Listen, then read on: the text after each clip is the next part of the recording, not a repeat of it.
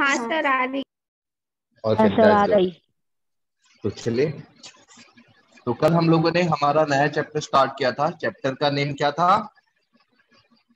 Atomic structure. Atomic structure, बराबर है। तो कल हम लोगों ने डिस्कस ये किया था कि भाई एटम क्या होता है, मतलब एटम की डेफिनेशन देखी थी।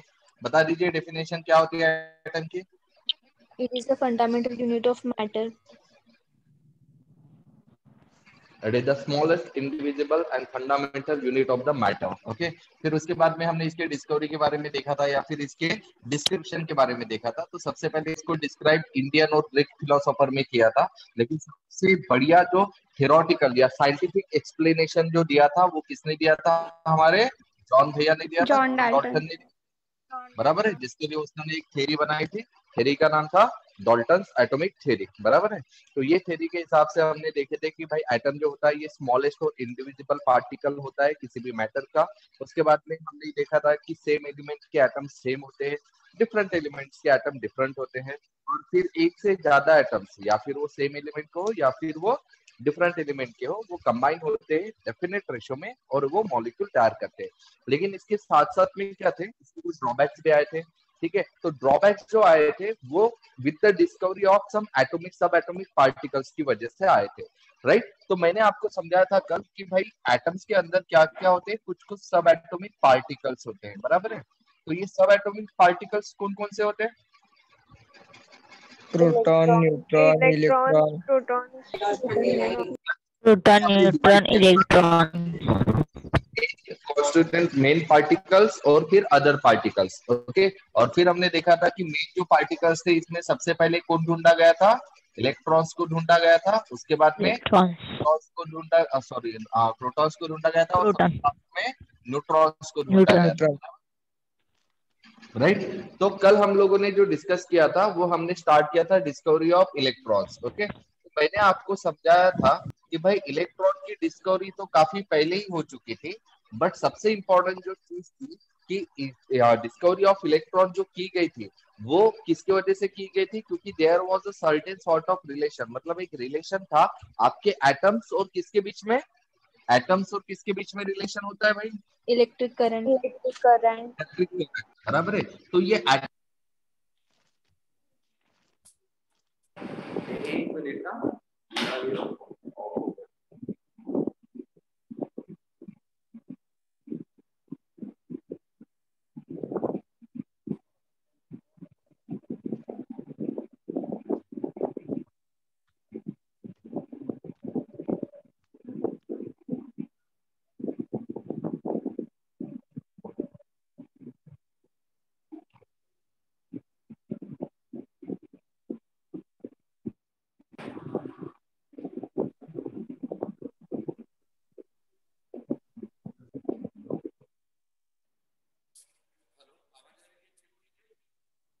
नहीं सर, थोड़ी धीरे धीरे से आ रही है।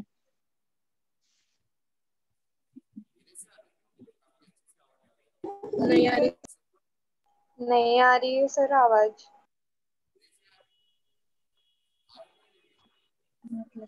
सर आवाज नहीं आ रही, धीरे आ रही कम आ रही, कम। सर आज कम आ रही। आप चेक कीजिए। हाँ सर अब आ रही। हेलो, आ रही। आ रही ना अभी? हाँ सर। हाँ ओके, सर। तो फिर हमने देखा था, ओके फाइन। तो कल हम लोगों ने देखा था कि ये जो सारी डिस्कवरीज जो हुई थी वो डिस्कवरी इसीलिए हो पाई थी क्योंकि एटम्स और इलेक्ट्रिक करंट के बीच में कुछ ना कुछ रिलेशन था। और ये जो रिलेशन था एटम और इलेक्ट्रिक करंट के बीच में, ये रिलेशन कौन से साइंटिस्ट ने ढूंढ के निकाला था इसको? Michael Faraday. माइकल फैराडे ने इसको ढूंढ के निकाला था, राइट। और माइकल फैराडे ने जो एक्सपेरिमेंट परफॉर्म किया था जिसके वजह से आपकी इलेक्ट्रिक करंट और एटम्स के बीच में रिलेशन दिखाई दिया था, उस एक्सपेरिमेंट्स के नाम क्या थे? इलेक्ट्रोलाइसिस।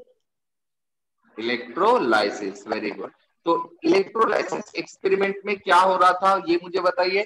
इलेक्ट्रोलाइसिस एक्सपेरिमेंट में क्या होता है कि सबसे पहले हम लोग क्या करते हैं, क्या करते हैं हम लोग? एक्वस एक्वस सॉल्यूशन लेते हैं।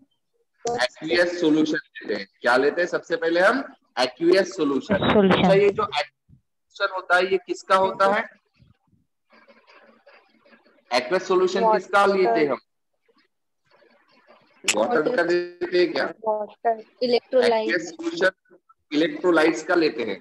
एक्वस सोल्यूशन का मतलब होता है इलेक्ट्रोलाइट को हम पानी में डालते हैं, उसको हम एक्वस सोल्यूशन कहते हैं। तो इनफैक्ट वो एक्वस सोल्यूशन किसका होता है? इलेक्ट्रोलाइट्स का होता है। फिर मैंने कल आप लोग को ये भी बताया था कि भाई इलेक्ट्रोलाइट का मीनिंग क्या होता है। क्या होता है इलेक्ट्रोलाइट का मीनिंग?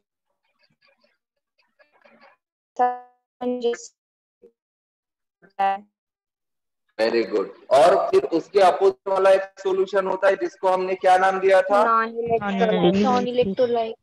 और नॉन इलेक्ट्रोलाइट का मीनिंग क्या हो रहा था?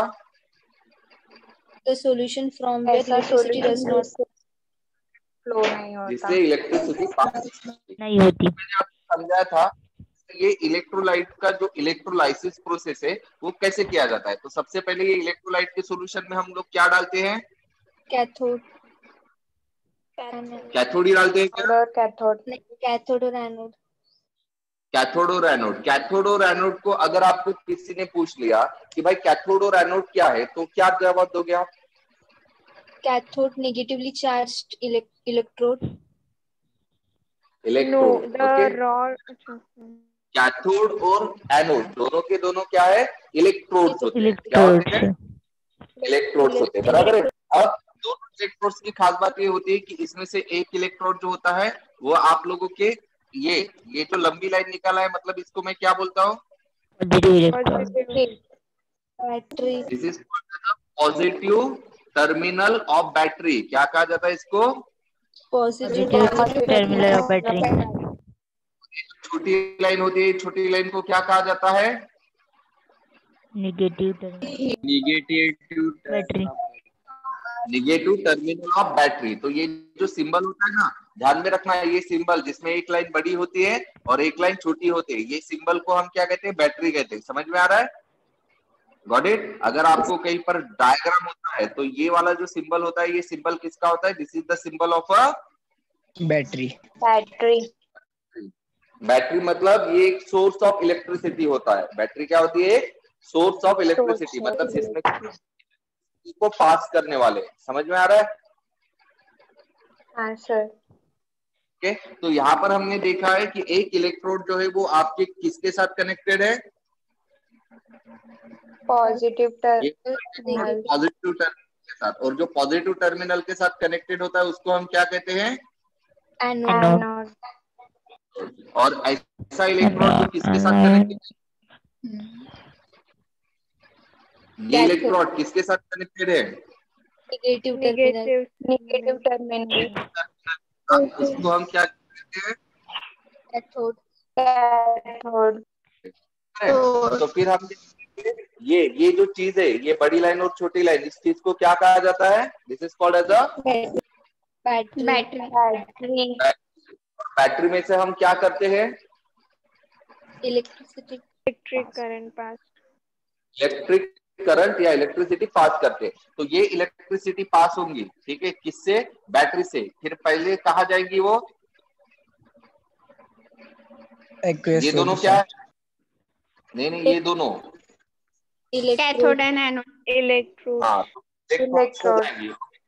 इलेक्ट्रोड से फिर ये कहा जाएंगे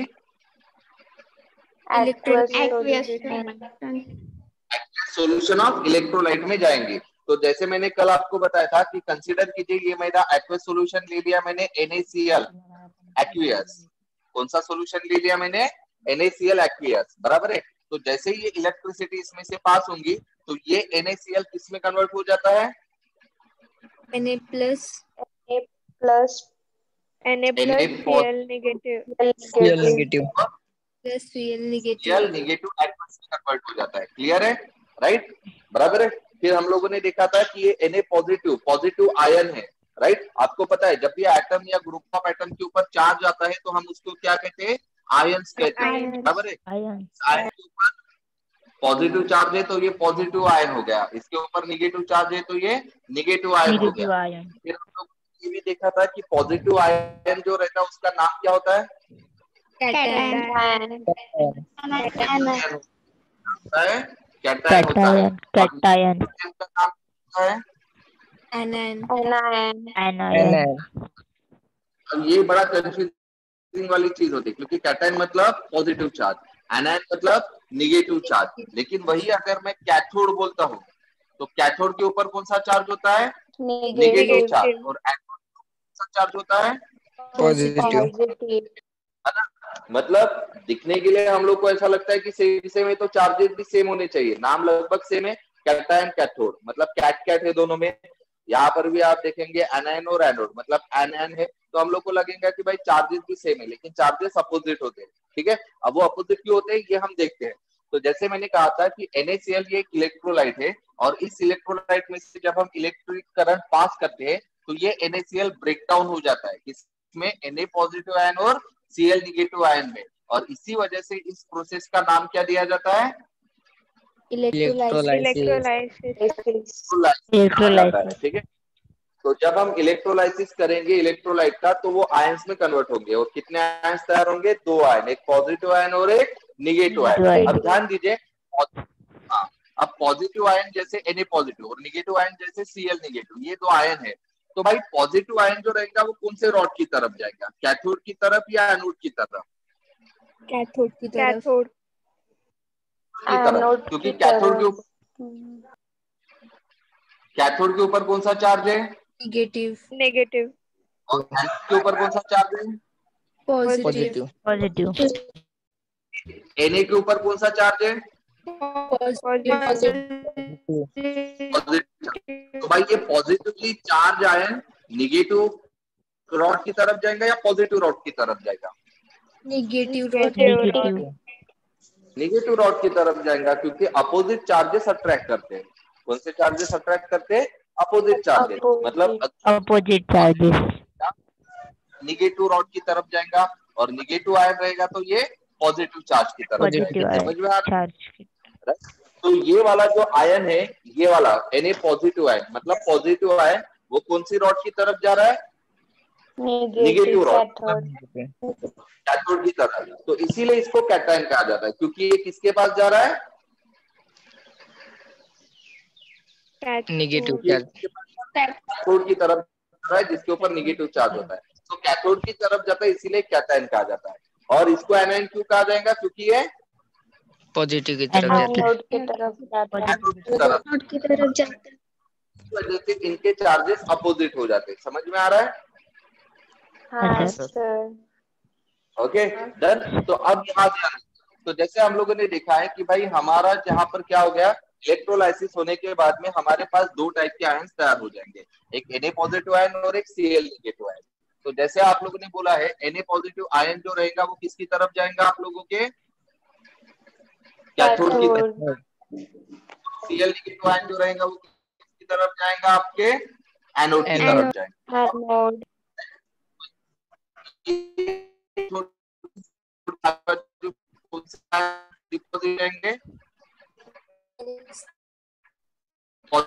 मतलब आयन जो रहेंगे वो आपके किसके ऊपर डिपॉजिट हो रहे हैं?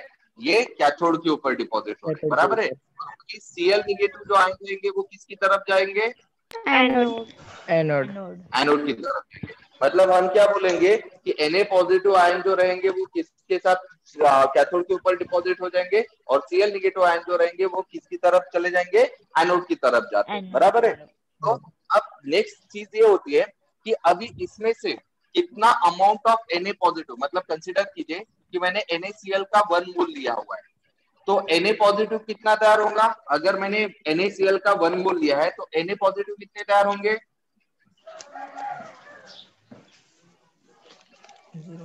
कितना होगा यार Na पॉजिटिव? 1 mole. 1 ही तैयार होंगे ना, ये 1 है तो ये भी 1 होगा और ये भी 1 होगा। अगर मैंने यहाँ 2 मोल लिए हुए थे NaCl के तो Na पॉजिटिव कितने तैयार होते थे? 2 mole. 2 mole like that 1। अगर मैंने इसको 5 मोल लिया होता तो Na पॉजिटिव भी कितने तैयार होते थे? 5। और Cl के 5। क्लियर है? Right done. तो कंसीडर कीजिए कि मैंने सर्टेन अमाउंट ऑफ NaCl ले लिया है। अब ये कितना है पता नहीं, लेकिन चलो मैं इसको बोल देता हूँ कि मैंने 10 मोलार सोल्यूशन ले लिया। कितना मोलार? 10 मोलर। मोलार। 10 मोलार। मोल नहीं, मोलार। मोलार क्या होता है? कॉन्सेंट्रेशन होता है, याद है ना, लास्ट चैप्टर में हमने पढ़ा था। ओके तो मैंने 10 मोलार कॉन्सेंट्रेशन लिया हुआ है। तो 10 मोलार कॉन्सेंट्रेशन में से कितना Na पॉजिटिव आपके कैथोड के ऊपर डिपॉजिट होगा और कितना Cl नेगेटिव आपके एनोड के ऊपर डिपॉजिट होगा। तो ये जो चीज रहेंगी ये किसके ऊपर डिपेंड करेगी? कॉन्सेंट्रेशन के ऊपर या जो इलेक्ट्रिक करंट में पास कर रहा हूं उसके ऊपर। क्या लगता है आप लोगों को?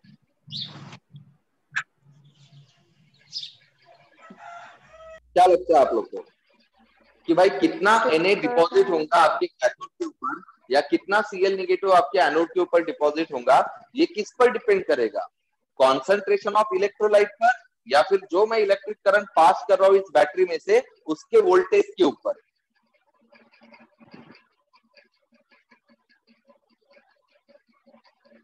क्या लगता है?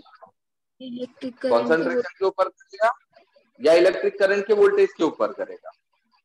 इलेक्ट्रिक करंट के वोल्टेज के ऊपर। इलेक्ट्रिक करंट के वोल्टेज के ऊपर। तो भाई फैराडे ने क्या किया था, अपने जो एक्सपेरिमेंट परफॉर्म किया था उसने यही सारे ऑब्जर्वेशन किए। उसने क्या किया, पहली बार में ऐसे कॉन्सेंट्रेशन चेंज करके देखा और चेक किया कि भाई अमाउंट कितना डिपॉजिट हो रहा है। फिर उसने क्या किया, जो इलेक्ट्रिक करंट पास किया ना उसको कम ज्यादा करके देखा और फिर उसमें भी उसने देखा कि भाई कॉन्सेंट जो जमा हो रहा है आपका डिपॉजिट हो रहा है कैथोड और एनोड के ऊपर उसके साथ क्या फर्क पड़ रहा है। तो ये सारी चीजें उसने ऑब्जर्व करने के बाद उसको ये पता चला कि ये जो अमाउंट जो डिपॉजिट हो रहा है, ओके, ये जो अमाउंट क्या हो रहा था, डिपॉजिट हो रहा था एट इलेक्ट्रोड, वो डायरेक्टली प्रोपोर्शनल कर रहा था करंट के ऊपर, मतलब इलेक्ट्रिसिटी के ऊपर जो इसको वो पास कर रहा था। समझ में आ रहा है? ठीक है, ये सारे एक्सपेरिमेंट परफॉर्म करने के बाद में और ऑब्जर्वेशन करने के बाद में उसको ये पता चला कि जो अमाउंट डिपॉजिट हो रहा है आपके इलेक्ट्रोड के ऊपर वो डायरेक्टली किसके साथ प्रोपोर्शनल कर रहा था? बैटरी के किसके साथ प्रोपोर्शनल कर रहा था? इलेक्ट्रिक वोल्टेज या इलेक्ट्रिक करंट के ऊपर। इसका सीधा सीधा मीनिंग क्या होगा? फिर इसका सीधा सीधा मीनिंग क्या होगा? इसका सीधा मीनिंग ये होता है कि there is a certain sort of relation between the atoms and the electric current. समझ में आ रहा है? हाँ सर। हाँ सर। तो ये चीज हमारे लिए बहुत इंपॉर्टेंट है। मतलब देखिए, हम लोग एटम के जितने भी सब एटॉमिक पार्टिकल्स वो ढूंढ पाए, वो सिर्फ इसीलिए ढूंढ पाए थे क्योंकि उसमें इलेक्ट्रिक करंट इन्वॉल्व था। अगर वो इलेक्ट्रिक करंट हम लोगों ने यूज नहीं किया होता तो शायद हम ये पार्टिकल्स को कभी ढूंढ ही नहीं पाते थे, राइट। और इलेक्ट्रिक करंट को क्यों यूज किया गया, इसके पीछे भी लॉजिक है। देखिए क्या होता है, जब भाई मुझे पता ही नहीं मुझे क्या करना है तो मैं सारी चीज को अप्लाई करूंगा ना, है ना।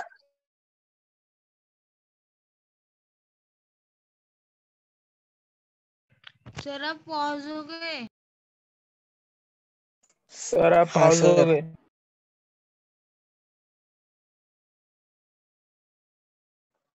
सर आपका वीडियो पॉज हो गया।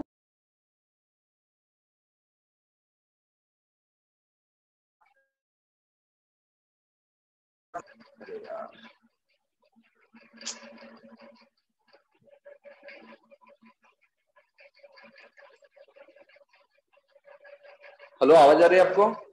हाँ सर। सर तो देखिए, अभी कोरोना के इस पैंडेमिक में हर कोई वैक्सीन ढूंढ रहा है। तो ऐसा हुआ है क्या कभी आपके दिमाग में कि भाई ऐसा कुछ चमत्कार हो जाए, भगवान मेरे पास आ जाए, सपना देख रहा हो जैसे मैं, भगवान आ गए और मेरे को बोले कि बेटा ये ले कोरोना की वैक्सीन और जाके दुनिया को बचा ले। या फिर कभी कभार ऐसा भी सोच लिया होगा किसी बच्चों ने कि यार मैं अभी एक कॉलेज जाऊंगी, 11 था ना, नया नया कॉलेज जोश रहता है कि मैं कॉलेज जाऊंगी, मस्त एक्सपेरिमेंट करते रहते और वहां पर एक्सीडेंटली मैं कोरोना की वैक्सीन ढूंढ लेता हूँ। ऐसा होता है ना, इमेजिनेशन हमारा होता है या नहीं होता है? होता है ना भाई? होता है सर। तो वैसे ये कोरोना वैक्सीन ढूंढने के लिए हमारे दो इमेजिनेशन काम में है, मतलब दो चीजों का इस्तेमाल हो, एक तो भगवान और एक तो एक्सपेरिमेंट, बराबर है।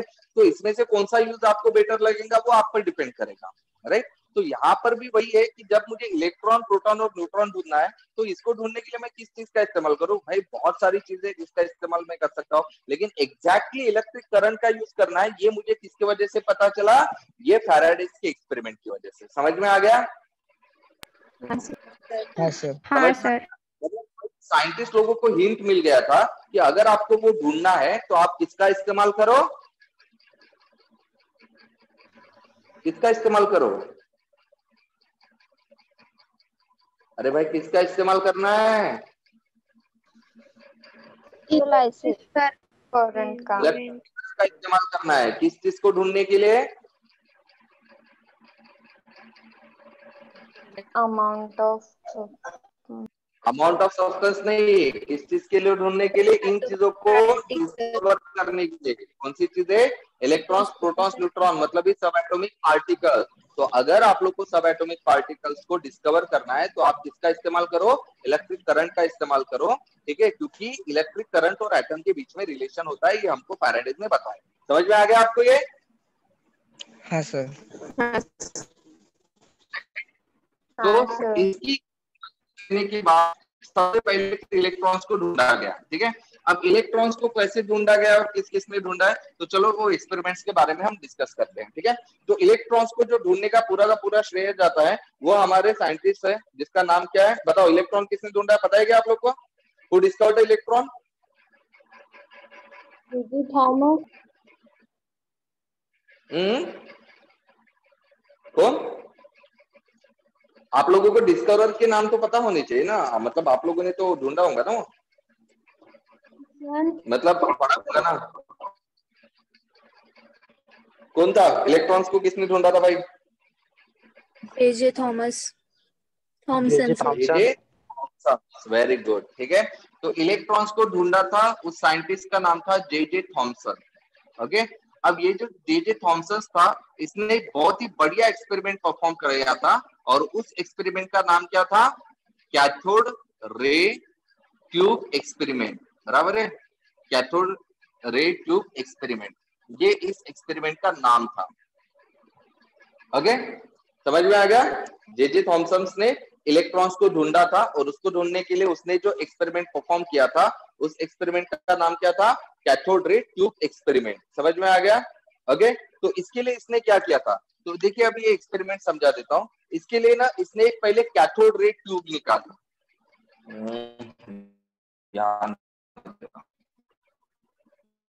एक ट्यूब, इस ट्यूब का नाम था कैथोड रे डिस्चार्ज ट्यूब। क्या नाम था इस ट्यूब का? Cathode ray discharge tube, okay. अब इसका नाम ऐसा क्यों दिया गया ये भी समझाता हूं। ये ट्यूब है, ओके डन। और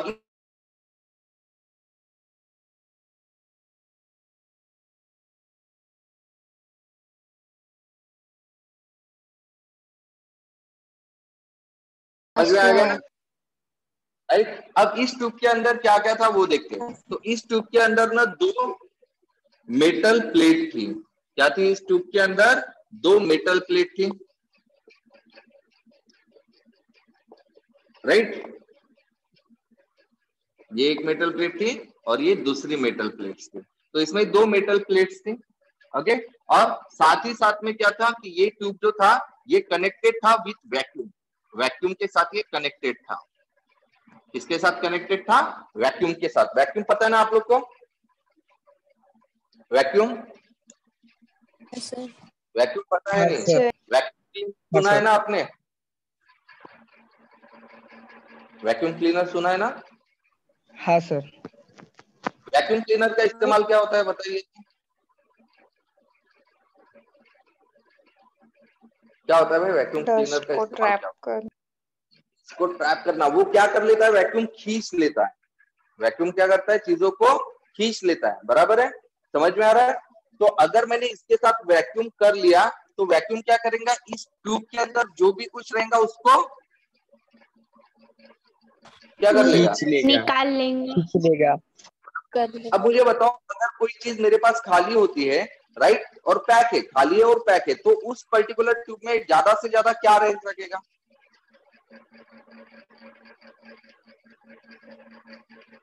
क्या रहेगा? अगर कोई चीज खाली होती है, एयर, बराबर है। तो यहाँ वैक्यूम लगाने का सबसे इंपॉर्टेंट मकसद क्या है कि इस ट्यूब के अंदर क्या रहेंगी? जो एयर रहेंगी उसको वो क्या करेंगे? खींच लेंगे। बाहर खींच लेंगे। समझ में आ रहा है ना? तो ये इसका मकसद होता है वैक्यूम को अटैच करने का। क्लियर है? डन। तो जब भी पर्टिकुलरली वैक्यूम से अगर मैं एयर खींच लेता हूं, ठीक है, तो उस वाले प्रोसेस को कहा जाता है इवैक्यूएशन। क्या कहा जाता है? इवैक्यूएशन कहा जाता है, राइट। तो अगर इस ट्यूब में से मैंने सारी की सारी एयर निकाल ली, तो फिर मैं इसको क्या बोलूंगा? इस ट्यूब को क्या बोलूंगा? ये ट्यूब है ना, और इस ट्यूब में से मैंने सारी एयर खींच ली, मतलब एयर का क्या करवा दिया? इवैक्यूएशन। इवैक्यूएशन कर दिया। तो फिर इस ट्यूब को मैं कौन सा ट्यूब बोल दूंगा? Evacuated tube. क्या नाम बोल दूंगा इसको?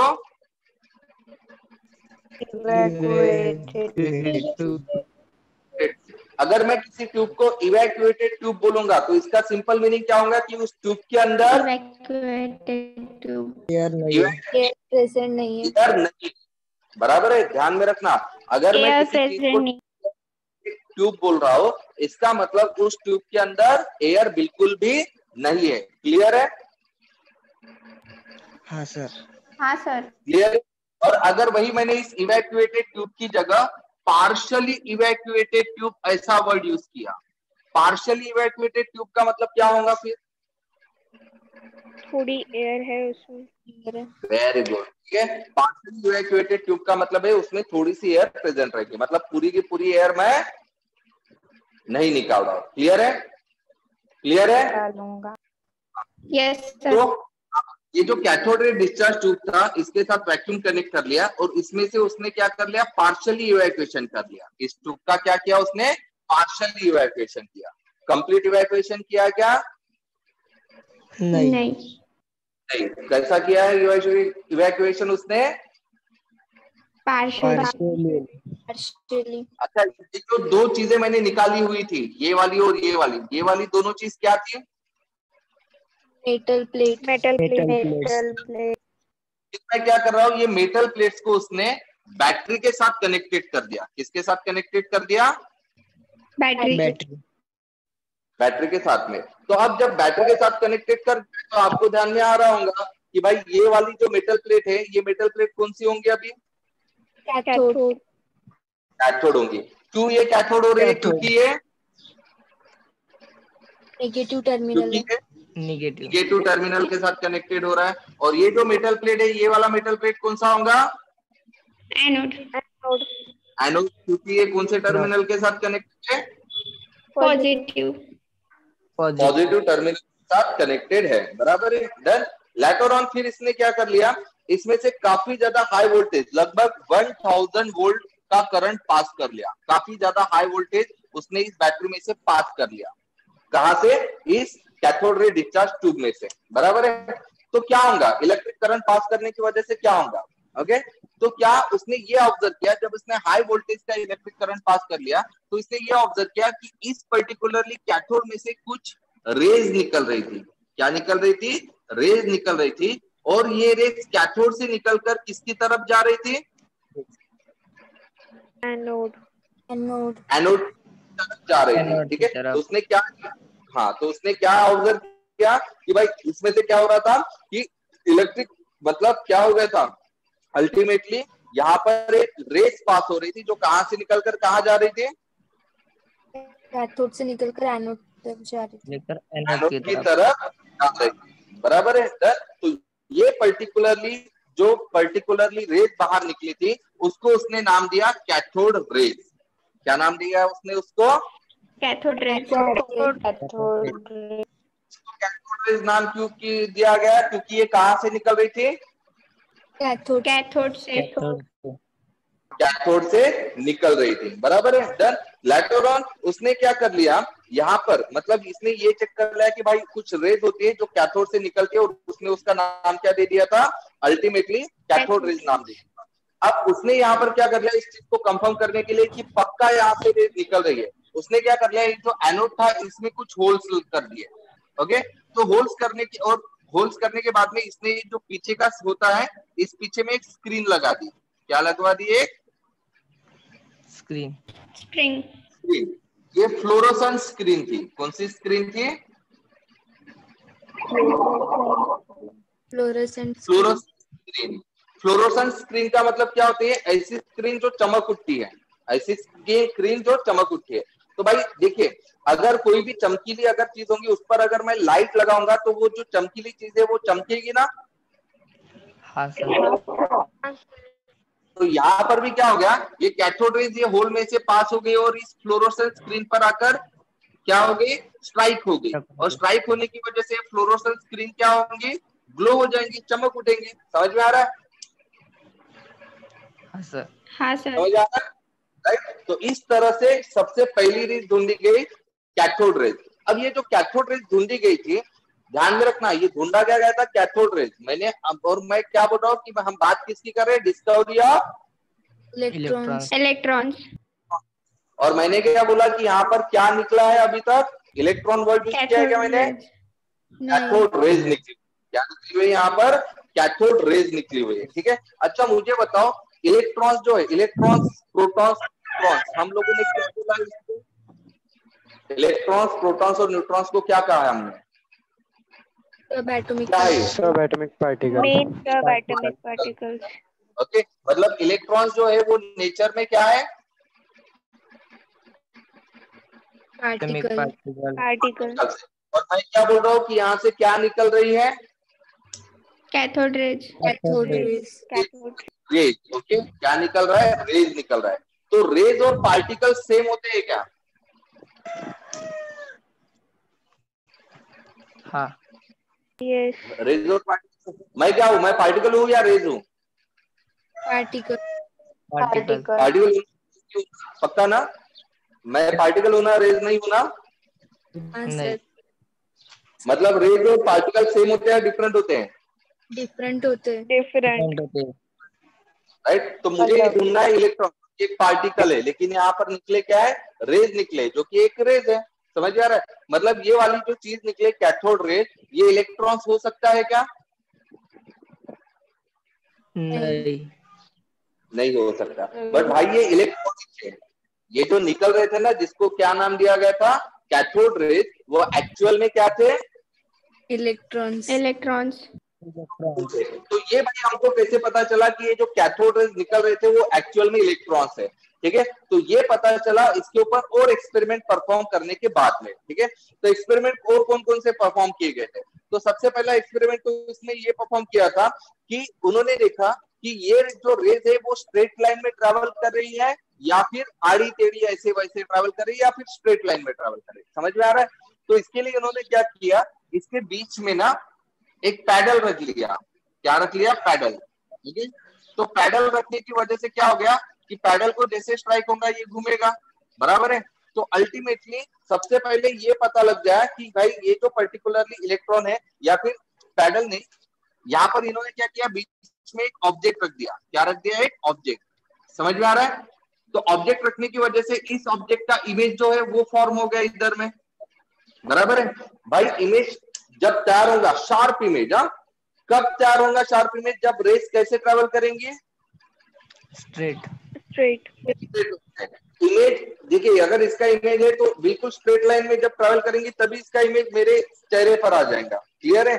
लेकिन अगर हमारी रेस आड़ी टेढ़ी होती तो इसका इमेज भी आप लोग को आड़ा टेढ़ा दिखता था। हाँ। राइट। जैसे हम लोग हमारी शैडो देखते हैं रात को, तो लाइट इधर उधर से आती है तो कभी कभार हमारी या फिर हमारी शैडो पानी में देखिए, पानी में वो स्ट्रेट होता है क्या शैडो हमारा? कभी नहीं। नहीं होता। मतलब वो क्योंकि पानी ऐसा ऐसा होता है ना, पानी ऐसा स्ट्रेट होता है क्या? नहीं। नहीं। अगर पानी वही स्टील रहा, मतलब पानी अगर बहता हुआ नहीं रहेगा तो उसमें हमारा इमेज कैसा रहेगा? सीधा। सीधा रहेगा ना। समझ में आ रहा है? अगर इसका इमेज बिल्कुल शार्प इमेज बन रहा है, मतलब ये जो रेज है ये कैसे ट्रेवल कर रही होंगे? स्ट्रेट। स्ट्रेट लाइन में ट्रेवल कर रही थी, बराबर है। तो पहले ये पता लगा। दूसरा, फिर इन्होंने क्या कर लिया, इस ऑब्जेक्ट के ऊपर इन्होंने कॉन्स्टेंटली इस कैथोड रेज को बम्बार्ड किया। बम्बार्ड करना मतलब कॉन्स्टेंटली उसके ऊपर फोकस किया, लाइट मारा। समझ में आ रहा है? ओके, तो इससे क्या हो गया, ये जो ऑब्जेक्ट था ये हीट हो गया। ऑब्जेक्ट क्या हो गया? हीट हो गया। हीटिंग इफेक्ट दिखा इसने। ठीक है, इस रेज ने कौन सी इफेक्ट दिखा दिया? हीटिंग इफेक्ट दिखा दिया, बराबर है। तो ये जो दो प्रॉपर्टी थी, मतलब क्या स्ट्रेट ट्रैवल कर रहा है और दूसरा हिटिंग इफेक्ट दिखा रहा है, तो ये किसकी प्रॉपर्टीज है, पार्टिकल की या रेस की? पार्टिकल की। पार्टिकल्स। पार्टिकल मतलब पार्टिकल हीट करता है क्या भाई? मैं अगर किसी पर्टिकुलर चीज को जाकर टकराऊंगा, जैसे बोर्ड को अगर मैं टकराता रहूं इस तरह से, तो आपको क्या लगता है कि ये हीट हो जाएगा बोर्ड? रेस नहीं की। सर। नहीं ना, बिल्कुल आपकी तरफ फोकस कर रहा हूं ऐसे देखकर, तो आप लोग हीट हो जाओगे, गर्म हो जाओगे आप। नहीं। अगर आप पूरा कॉन्सेंट्रेशन देकर मुझे देखोगे तो मैं हीट हो जाऊंगा, गर्म हो जाऊंगा? नहीं सर। नहीं। नहीं सर। वही मैंने लाइट मार दी आपकी एक पर्टिकुलरली, ठीक है, चलो अगर मैंने लाइट मार के रख दी यहाँ सर के ऊपर कॉन्स्टेंटली, तो ये वाली चीज फिर गर्म होगी या नहीं होगी? होगी।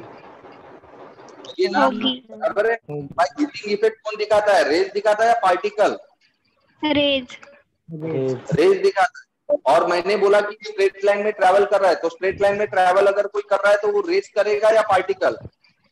रेज ही करता है। मैं क्या हूं, मैं पार्टिकल हूं या रेज हूं? पार्टिकल। मैं बिल्कुल स्ट्रेट नहीं चल सकता क्या? बेवड़ा दिख रहा हूं मैं? ऐसा ऐसा चलूंगा क्या मैं? नहीं ना। नहीं मतलब पार्टिकल स्ट्रेट जाएगा या नहीं जाएगा? जाएगा।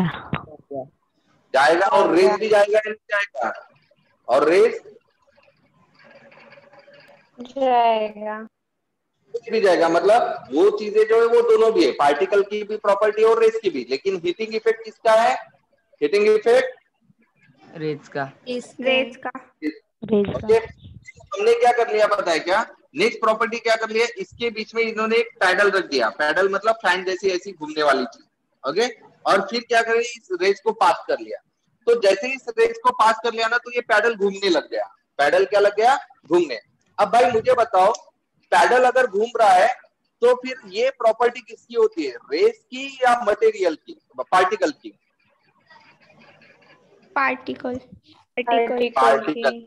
अब अगर कोई चीज एखादी चीज को घुमा रहा है, मतलब वो वाली जो प्रॉपर्टी रहेंगी वो सिर्फ कौन कर सकता है, पार्टिकल करेगा, रेस करेगा? पार्टिकल। पार्टिकल। ओके। जैसे कंसीडर करो कि ये वाला पार्टिकल है, राइट, इसको रख दिया मैंने। अब इसके ऊपर मैं लाइट मार रहा हूँ, तो ये घूमेगा क्या, मूव होगा क्या इधर से उधर लाइट मारने से? नहीं। नहीं।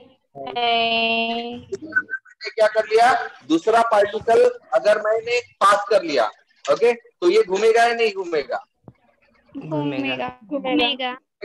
मतलब अगर ये पैडल घूम रहा है, इसका मतलब ये कैथोड रे क्या है, नेचर में पार्टिकल है। हाँ। पार्टिकल। बराबर है, डन। हाँ, उसके बाद में फिर इन्होंने एक और एक्सपेरिमेंट किया। क्या कर लिया, इसमें इलेक्ट्रिक फील्ड अप्लाई कर लिया। क्या अप्लाई किया इसमें, इस रेस के ऊपर में? Electric field. अब इलेक्ट्रिक फील्ड अगर मैं अप्लाई करता हूं कहीं पर, तो जाहिर सी बात है इलेक्ट्रिसिटी प्रोड्यूस होती है बिकॉज ऑफ चार्जेस। और जो चार्जेस होते हैं, एक तो पॉजिटिव या तो निगेटिव। तो जब इलेक्ट्रिक फील्ड यहाँ पर अप्लाई किया, तो ये जो रेस थी ना, ये पॉजिटिव टर्मिनल की तरफ जा रही थी। किसकी तरफ जा रही थी? Positive terminal. अब भाई पॉजिटिव टर्मिनल की तरफ अगर ये रेस जा रही, इसका मतलब इस रेस के ऊपर कौन सा चार्ज होना चाहिए? नेगेटिव। नेगेटिव। क्लियर है, समझ में आ रहा है? तो इन सारी पर्टिकुलरली चीजों की वजह से हम लोगों को क्या पता चला कि ये जो कैथोड रे है, it is nothing but the electrons. ये कैथोड रेज ही क्या थे? इलेक्ट्रॉन्स। समझ में आ गया? इलेक्ट्रॉन्स की डिस्कवरी कैसे हुई, क्या एक्सपेरिमेंट परफॉर्म किया गया और कैसे कैसे प्रॉपर्टी को एक्सप्लेन किया गया। Got it? हाँ सर। हाँ सर। Very good. तो ये हो गए, this is all about the discovery of electron. अब हम बात करते हैं discovery of protons. Okay, done. बड़े काम कर लेते हैं, चलो एक काम कर लेते हैं, पहले मैं डिस्कवरी ऑफ प्रोटॉन्स के बारे में ही समझा देता हूँ। बाकी जो चार्जेस होते हैं, मास होते हैं, उसके बारे में मैं बाद में जानकारी दे देता हूँ। तो डिस्कवरी ऑफ प्रोटॉन कैसे किए गए? तो डिस्कवरी ऑफ प्रोटॉन के लिए भी सेम असेंबली को यूज